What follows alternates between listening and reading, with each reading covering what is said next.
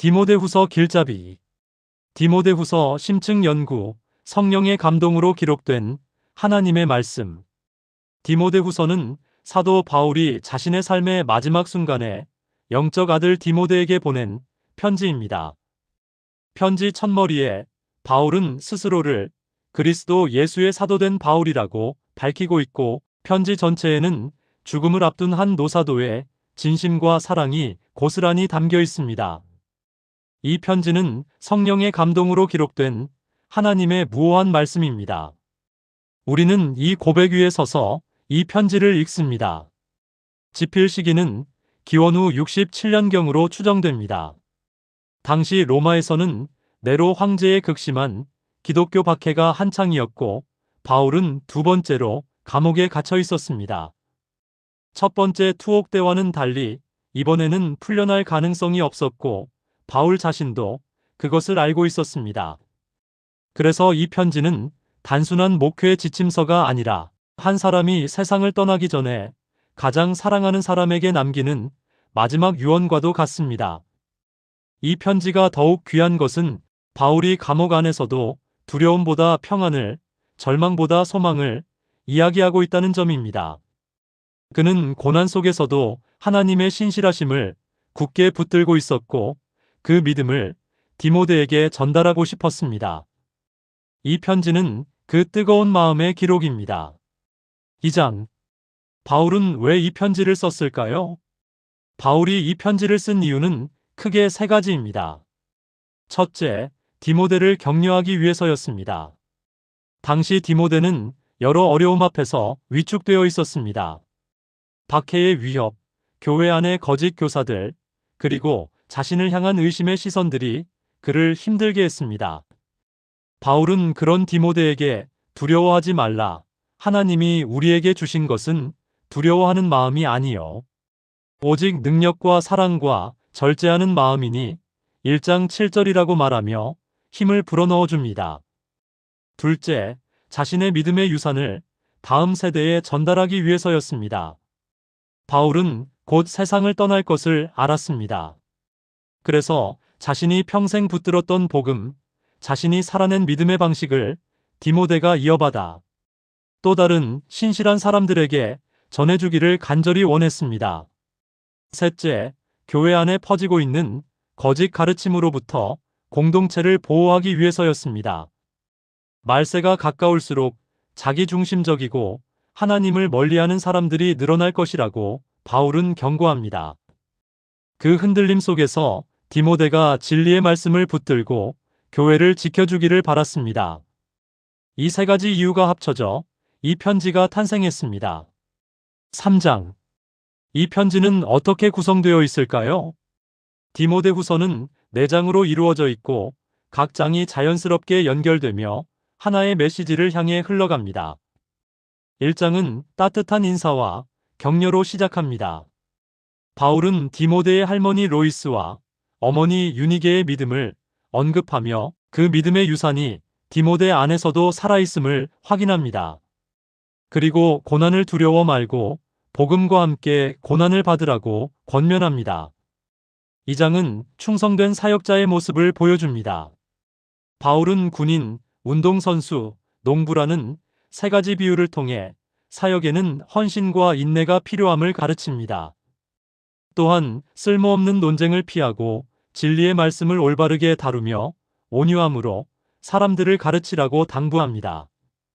3장은 마지막 때의 위험을 경고하며 성경의 권위를 선포합니다. 세상이 아무리 혼란스러워도 하나님의 감동으로 기록된 성경은 우리를 가르치고 바르게 하며 선한 일에 온전히 준비시키는 능력이 있다고 선언합니다.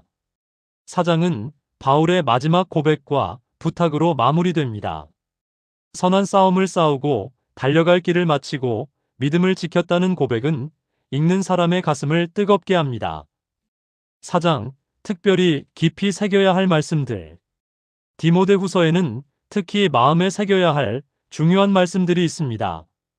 가장 먼저 3장 16절을 빼놓을 수 없습니다. 모든 성경은 하나님의 감동으로 된 것으로 교훈과 책망과 바르게 함과 의로 교육하기에 유익하니 이 말씀은 성경이 단순히 사람이 쓴 책이 아니라 하나님께서 성령을 통해 주신 말씀임을 선포합니다. 우리가 성경을 읽을 때 그것이 단순한 독서가 아니라 하나님의 음성을 듣는 시간인 이유가 바로 여기에 있습니다.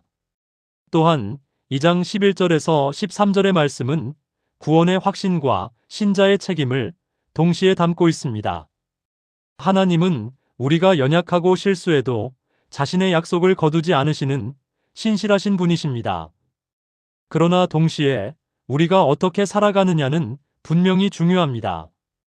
구원은 은혜로 주어지지만 그 은혜에 반응하는 우리의 삶은 우리의 몫입니다.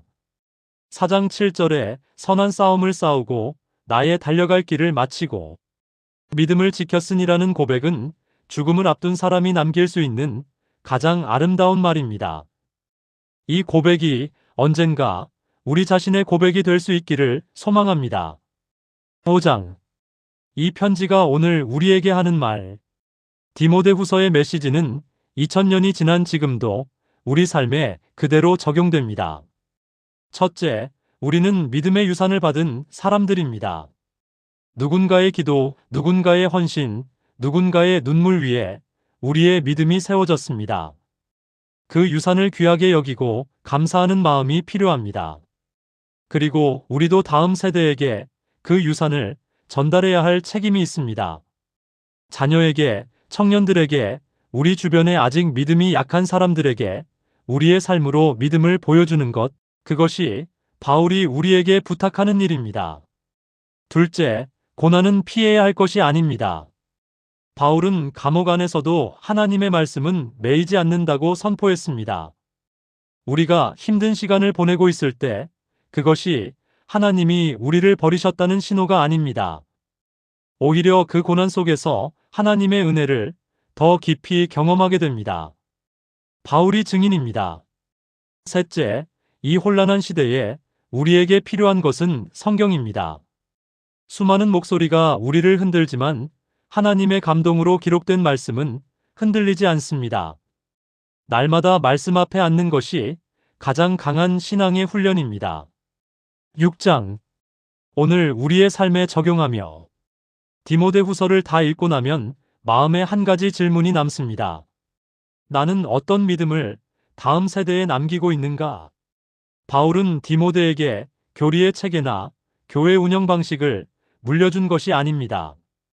고난 속에서도 포기하지 않는 삶, 진리 앞에서 흔들리지 않는 자세, 그리고 마지막까지 하나님을 신뢰하는 믿음을 물려주었습니다.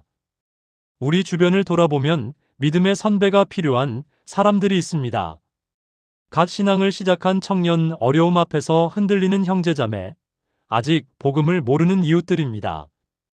바울이 디모데를 향해 그랬던 것처럼 우리도 그들 곁에 머물며 삶으로 믿음을 보여주는 사람이 될 수 있습니다. 또한 날마다 성경을 펼치는 습관을 갖는 것이 중요합니다. 디모데후서 3장 16, 17절의 말씀처럼 성경은 우리를 가르치고 바르게 하며 선한 일에 준비시키는 능력을 가지고 있습니다. 매일 조금씩 말씀을 읽고 묵상하는 것이 이 시대를 살아가는 우리에게 가장 필요한 영적 훈련입니다. 바울의 마지막 고백처럼 우리 모두가 언젠가 선한 싸움을 싸우고 달려갈 길을 마치고 믿음을 지켰다고 고백할 수 있는 삶을 살아가기를 소망합니다. 디모데후서는 오늘도 우리에게 그 길을 걸어가라고 말하고 있습니다.